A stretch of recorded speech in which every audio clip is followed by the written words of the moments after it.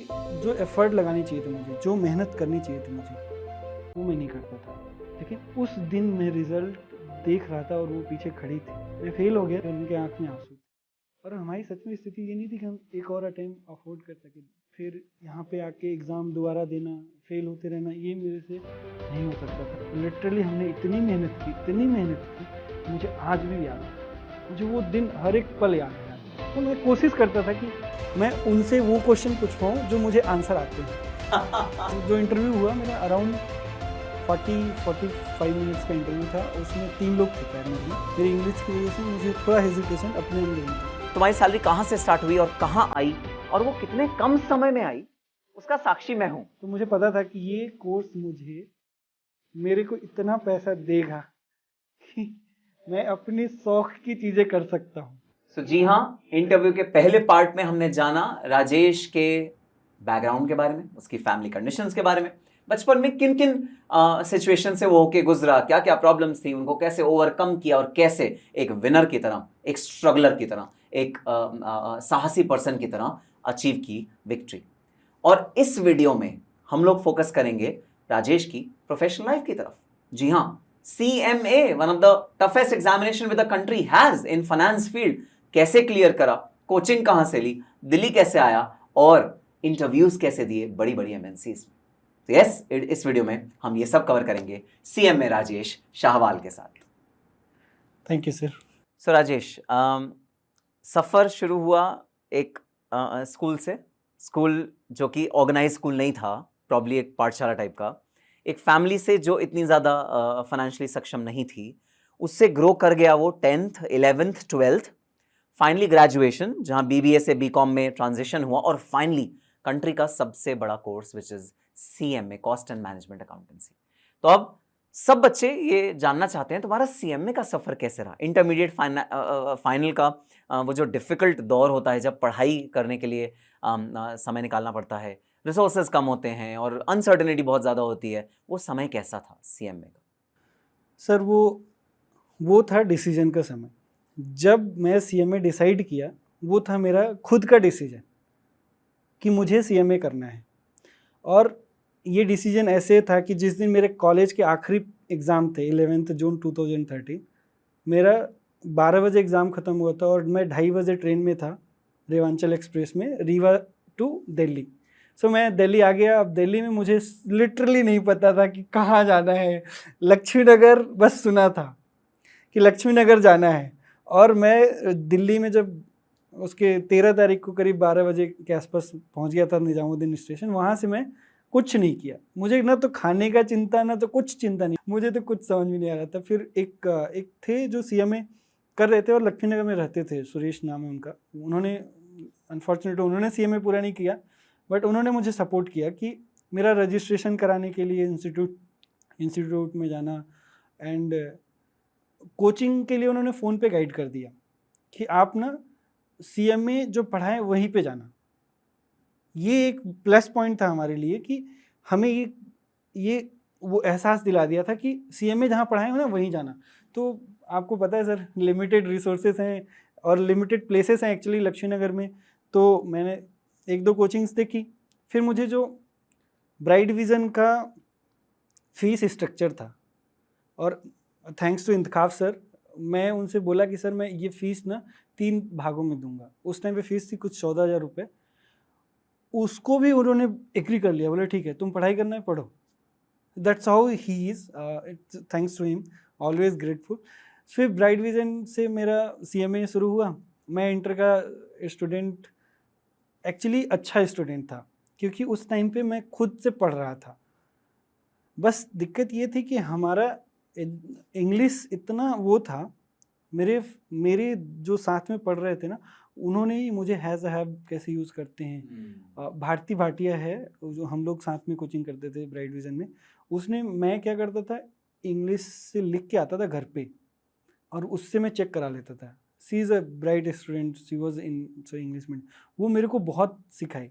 सो ऐसे करके मैं सीखा। अपने ही लोगों ने मुझे, जो आसपास मेरे दोस्त सर्कल थी, मैं थोड़ा सेल्फिश भी बोल सकता हूँ इस चीज़ों को, मैं जिससे भी मिलता था मैं कुछ ना कुछ सीखने की कोशिश करता था। हम लोग बाहर से थे तो डेली होटल का खाना, बाहर का खाना, ये भी टफ होता था। मुझे याद है कि मैं कितने लोगों का टिफिन खा खा के लक्ष्मी नगर में उनको होटल का खिलाया हूँ। तो ऐसे ही चलता रहा। फिर मैंने इंटर की जो कोचिंग है वो यहाँ से की, ब्राइट विजन से। इंटर में एक्चुअली मैं फर्स्ट टाइम में फर्स्ट ग्रुप दिया, वो पास हो गया।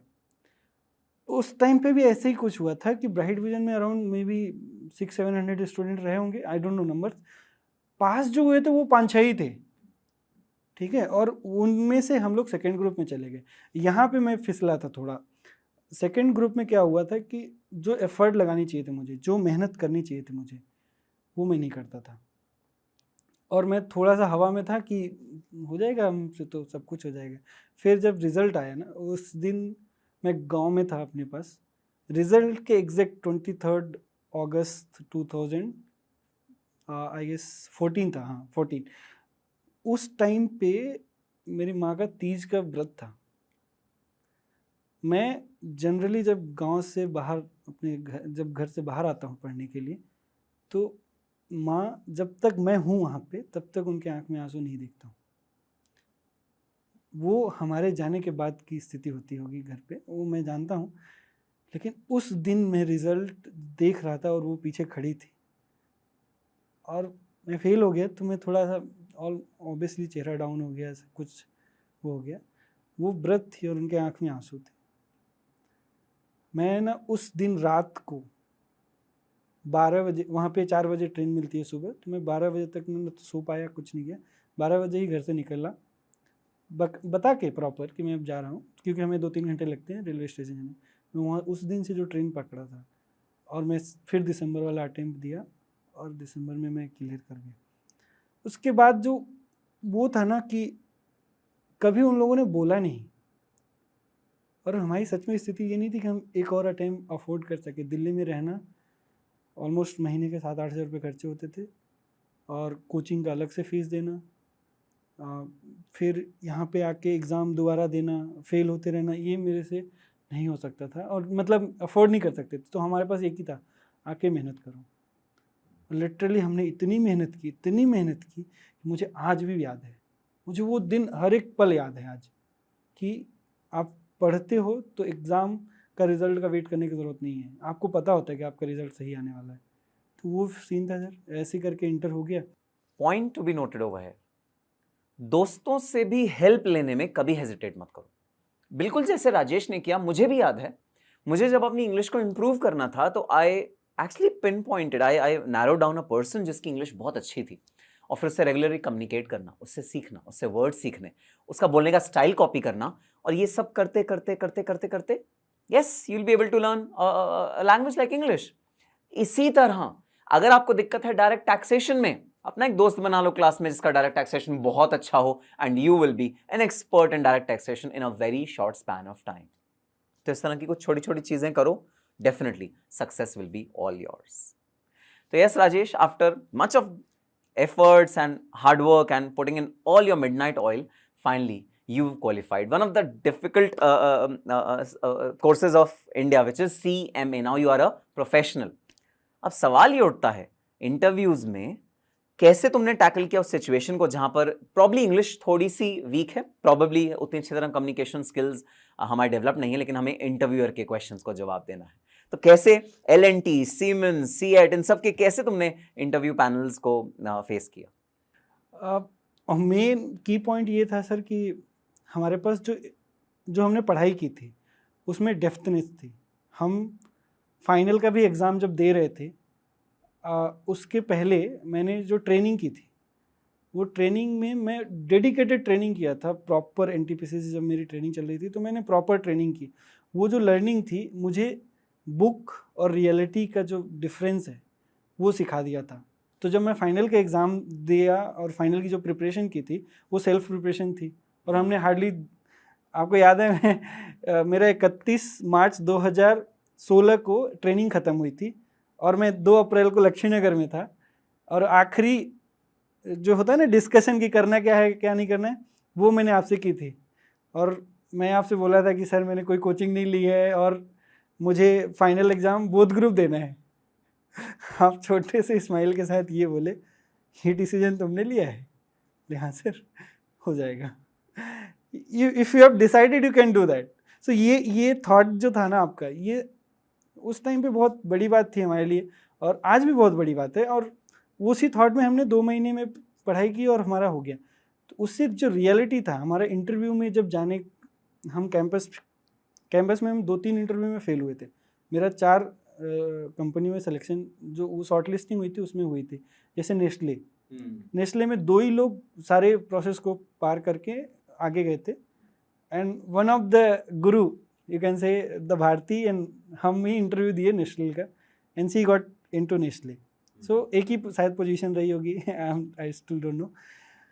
फिर उसके बाद जो वो 2-3 इंटरव्यूज़ दिए थे उसमें मैंने ये चीज़ सीखा कि आपने जो पढ़ाई की है, जो आपकी बेसिक्स है ना, वो आपकी स्ट्रांग होनी चाहिए।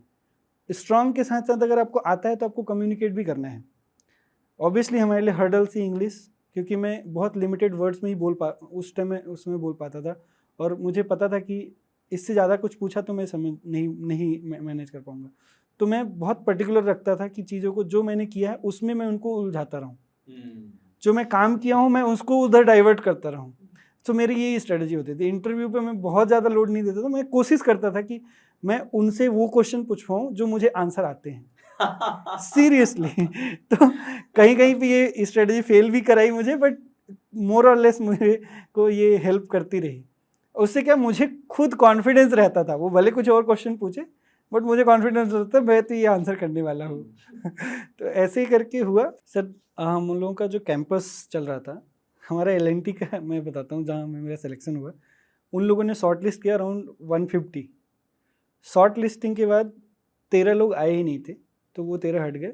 जो उन्होंने अराउंड 135 लोगों से एग्ज़ाम लिखवाया, उसमें से करीब 25 से 30 लड़के पास हुए।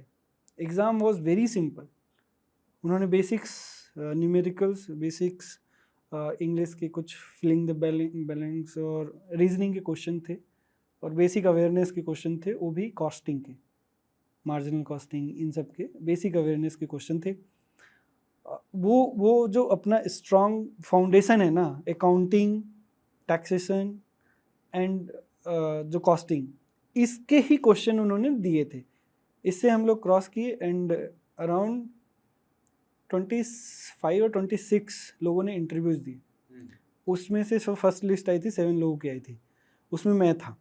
तो इंटरव्यू मेरा जो चल रहा था, वो जो इंटरव्यू हुआ मेरा अराउंड 40-45 मिनट्स का इंटरव्यू था। उसमें 3 लोग थे पैनल में, और वो लोग बहुत प्रैक्टिकल थे। फर्स्ट उन्होंने एक्चुअली में बेसिक्स तो उन्होंने एग्ज़ाम के थ्रू चेक कर लिया, बट जब वो बात करने लगे, वहाँ पे मेरे को हेजिटेशन ये था कि हम बोल नहीं पाएंगे ज़्यादा। मेरी इंग्लिश की वजह से मुझे थोड़ा हेजिटेशन अपने अंदर में था। मुझे कभी भी ये हेजिटेशन नहीं हुआ कि मेरे को कंटेंट नहीं आता, मुझे आंसर्स नहीं आते, बट मुझे हेजिटेशन ये था कि मैं कम्युनिकेट नहीं कर पाऊँगा, कहीं ना कहीं ये था। बट इंटरव्यूअर भी अच्छे थे, और मैं शुरुआत इंग्लिश से की है, फिर बीच में उन्होंने एक बार हिंदी बोली, उसके बाद मैं चीज़ों को उसी के सिस्टम से लेता गया। और उन्होंने प्रैक्टिकल क्वेश्चन पूछे, मेरी ट्रेनिंग से रिलेटेड पूछा कि आपने ट्रेनिंग में क्या क्या काम किया। सो जो ऐसे की पॉइंट्स थे हमारे पास, प्राइस वेरिएशन का बिल, मुझे जो लाइफ में पहला काम ट्रेनिंग में दिया गया वो था प्राइस वेरिएशन का बिल, जो कि मोस्टली आई थिंक आफ्टर 2-3 साल काम करने के बाद आपको समझने में भी डिफ़िकल्टी होगी। तो वो था। तो उन्होंने वो चीज़ सोचा कि ये फेक, मतलब एक होता है ना कि ऐसी चीज़ें बता रहा है लड़का जो थोड़ा अनरियलिस्टिक है, एज अ ट्रेनी को ये काम देना किसी को भी। तो उन्होंने डिटेल में मेरे से पूछा, तो जो इंटरव्यूअर को हमने वही पॉइंट बताए जो मैंने डिटेल में, मेरे पास थॉरो अंडरस्टैंडिंग थी। ऐसे करके इंटरव्यू वॉज ऑलमोस्ट, मेरे को एक सेंस ऑफ सेटिस्फेक्शन था कि मैंने सारे आंसर किए, या फिर उन्होंने उन जो आंसर्स नहीं बना वो बता दिया कि सर ये मुझे नहीं आता। ऐसे करके चला। फिर मेरा एक्चुअली इंटरव्यू होने के बाद ना 20 दिन बाद उन्होंने रिजल्ट दिए, उस दिन उन्होंने लिस्ट फाइनली की। तो ये था कि हम वेट कर रहे थे। फाइनली एक दिन न्यूज़ आया कि हाँ आपका सिलेक्शन हो गया। उस बीच में मैं ITC में इंटरव्यू दिया था ऑफ कैंपस। तो ITC का जिस दिन मुझे रिज़ल्ट आया कि आपका सिलेक्शन नहीं हुआ, आफ्टर सेकेंड कॉल, मतलब सेम डे दूसरा जो कॉल आया था मुझे कि आपका सिलेक्शन एलटी में हो गया। तो ऐसा था, वो दिन मेरे लिए मिक्स मैच था, बट बहुत अच्छा हुआ। उसके बाद हमारी जर्नी शुरू हो गई। So 2 important takeaways from this experience of Rajesh. Number 1, communication skills का मतलब ये नहीं है कि आप फ्लुएंट इंग्लिश बोलो, आपको शेक्सपियरियन वोकैबुलरी होनी चाहिए या बहुत टफ वर्ड्स पे कमांड होना चाहिए। कम्युनिकेशन स्किल्स का मतलब सिर्फ इतना सा है, you are able to effectively communicate your thoughts to the interviewer. अब चाहे वो इंग्लिश में बोलो, हिंदी में बोलो, फर्क नहीं पड़ता। मुझे आज तक याद है, मैं एक मैनेजरियल पोजीशन के लिए इंटरव्यू ले रहा था एक कैंडिडेट का, और उस कैंडिडेट ने शुरू से ही हम पैनलिस्ट से कह दिया था कि sir if you permit can I speak in Hindi. और हमने बिल्कुल भी ऑब्जेक्शन नहीं करा था, हमें बुरा नहीं लगा था। इनफैक्ट हमको उस कैंडिडेट की ऑनेस्टी को हमने अप्रिशिएट किया था। So take away number 1, you don't have to be expert in English language to clear any interview. Take away number 2, और जो बहुत इंपॉर्टेंट टेक अवे है, आपको अपना इंटरव्यू उन टॉपिक्स के अराउंड रिवॉल्व करना है जिसमें आप बेस्ट हैं। एंड ये एक डेलिब्रेट अटेम्प्ट, एक कॉन्शियस अटेम्प्ट भी हो सकता है। आप बार बार कॉन्वर्जेशन के थ्रू, बार बार अपनी कम्युनिकेशन में उन टॉपिक्स को लाइए जानबूझ के जिसमें आप एक्सपर्ट हैं। जैसे आप उन टॉपिक्स को लाएंगे, इंटरव्यूअर के बारे में और पूछेगा, and you will show a very good impact, you will show a very good commendable knowledge which you can demonstrate very very easily. तो ये 2 इंपॉर्टेंट टॉपिक्स हैं, 2 इंपॉर्टेंट टिप्स हैं जो इंटरव्यू स्किल्स एनहांस करने में डेफिनेटली आपकी मदद करेंगे। तो यस राजेश, इंटरव्यूज तो टेस्टिमनी हैं, या तुम्हारे जॉब प्रोफाइल्स टेस्टिमनी है कि तुमने इंटरव्यूज डेफिनेटली बहुत अच्छे दिए, and today you are the regional commercial head, which is a very very good thing, and within a very short span of time. I mean, तुम्हारी सैलरी कहाँ से start हुई और कहाँ आई और वो कितने कम समय में आई, उसका साक्षी मैं हूँ। हमें शायद नंबर्स डिस्क्लोज करने की जरूरत नहीं है, लेकिन उसका साक्षी मैं बहुत अच्छे से हूँ, और ये जर्नी डेफिनेटली एक बहुत बड़ा इंस्पिरेशन है to all the CMA students out there. So yes guys, this was CMA Rajesh Shahwal for all of you. Rajesh, thank you so much for taking out time once again for all our audience and all the students of the country जो commerce background choose करते हैं और uncertain होते हैं कि उन्हें आगे क्या करना चाहिए, और जो फाइनेंशियली या सोशली या फैमिली वजह से कुछ हेजिटेशंस होती हैं उनके अंदर, वो कैसे आगे आएँ। तुम एक बहुत बड़ा इंस्पिरेशन हो, एक आइडल हो उन सब के लिए। तो अगर 3 टिप्स, प्रिसाइजली 3 टिप्स तुम्हें देनी पड़े कि लाइफ को सक्सेस पाने के लिए, लाइफ में अचीव करने के लिए कुछ अच्छा तुम्हें क्या करना चाहिए, वो 3 टिप्स तुम्हारे हिसाब से क्या होंगी? सर टिप्स हमारी तरफ से सबसे पहला टिप्स तो ये रहेगा कि जब आप जो भी चूज़ कर रहे हो, जो करियर आप परस्यू करना चाहते हो, या in terms of qualification, in terms of your on things, like बहुत लोग आजकल नई चीज़ें करते हैं, उसमें आप 100% अपने आप से करो। आपका डिसीजन होना चाहिए कि हमें ये करना है। इससे क्या होता है कि जब आपकी प्रोडक्टिविटी होती है, जो आपका काम करते हो, जब आप उसमें एफर्ट्स डालते हो, उसकी प्रोडक्टिविटी बहुत अच्छी होती है। और अपने सेकेंड टिप्स ये रहेगी कि आप अपने रिसोर्सेस, आप अपनी एबिलिटीज़ को रियलिस्टिक पैमाने पे चेक करते रहो। अगर आपको नहीं आती चीज़ें तो आपको अपफ्रंट बोल के, किसी से हेल्प लेके करने में कोई हेजिटेशन नहीं होना चाहिए। ट्रस्ट मी, मेरे जूनियर भी सिखा रहे हैं मुझे सीनियर भी सिखा रहे हैं। आज मैं जहाँ पे जो कर रहा हूँ वो मेरे लिए बहुत नया है। 100% नया होने के बाद भी मैं सीख रहा हूँ। क्रॉस फंक्शनल लोग मुझे सिखा रहे हैं हमारे फंक्शन के बारे में, वो अपना प्रोस्पेक्टिव दिखा रहे हैं, तो वो भी एक लर्निंग होती है। आप उसमें से क्या लेना चाहते हो, तो अपने रियलिस्टिक असेसमेंट को करके उसके साथ आप आगे बढ़ो। तीसरा ये कि आप एक बार डिटरमाइन कर लिए तो अगर आपने जर्नी स्टार्ट कर दी तो आप पीछे मत मुड़ो। आप नीचे उतरोगे, गिरोगे, बट पीछे मत मुड़ो। पीछे मुड़ने का मतलब आप गिव अप मत करो, ये सोच के कि कुछ हमारे पास नया अच्छा है। ट्रस्ट में कुछ भी नया अच्छा आसानी से नहीं मिलता। जो आप आज दूसरे के कप प्लेट में देख रहे हो ना कि आसानी से इसे मिला है, वो बहुत मुश्किल है वहाँ पहुँच के उसको अपने पास लाने में। तो जो आपके पास है उसमें अच्छा करो। यही आपको जो चाहिए होता था। जब आपने डिसाइड किया ना, कि जैसे मैं डिसाइड किया था कि CMA क्यों करना है, तो मुझे पता था कि ये कोर्स मेरे को इतना पैसा देगा कि मैं अपने शौक़ की चीज़ें कर सकता हूँ। तो वो चीज़ करो और डिसीजंस लो अपने से। So amazing piece of advice from CMA Rajesh Shahwal. तो जी हाँ, अगर आप भी अपनी ज़िंदगी में कुछ विषम परिस्थितियों से गुजर रहे हैं, कुछ डिफ़िकल्ट सिचुएशन से गुजर रहे हैं, आपको नहीं पता फ्यूचर में क्या होने वाला है, अभी हालात आपके फेवर में नहीं हैं, आप स्ट्रगल कर रहे हैं बेसिक चीज़ों से, कन्फ्यूजन बहुत ज़्यादा है दिमाग में, तो कोई बात नहीं, अपना गोल निर्धारित करिए और उस पर चलिए, मंजिल ज़रूर मिलेगी, आपके सपने ज़रूर साकार होंगे, बिल्कुल वैसे ही जैसे राजेश के सपने साकार हुए हैं और वो कहाँ से कहाँ आ गया है। Yes, the story from rags to riches, यही है वो स्टोरी। इंस्पिरेशन लेने के लिए मुझे ज़रूरत नहीं है किसी टाटाज या अंबानीज की कहानी देने की, हमारे आसपास से, हमारे बीच में से इंस्पिरेशन आ जाती है, जैसे आज हमें इंस्पिरेशन देने आए हैं CMA राजेश शाहवाल। तो जी हाँ, अगर आप चैनल पे नए हैं तो please hit that subscribe button, और हाँ, अगर आपका कोई क्वेश्चन है या तो मेरे से या राजेश से, तो प्लीज़ कमेंट बॉक्स में ज़रूर मेंशन करिए और हम दोनों में से कोई एक आपके सवाल का जवाब ज़रूर देने की कोशिश करेगा। And yes, do share this video. We'll meet you in the next video. All the very best.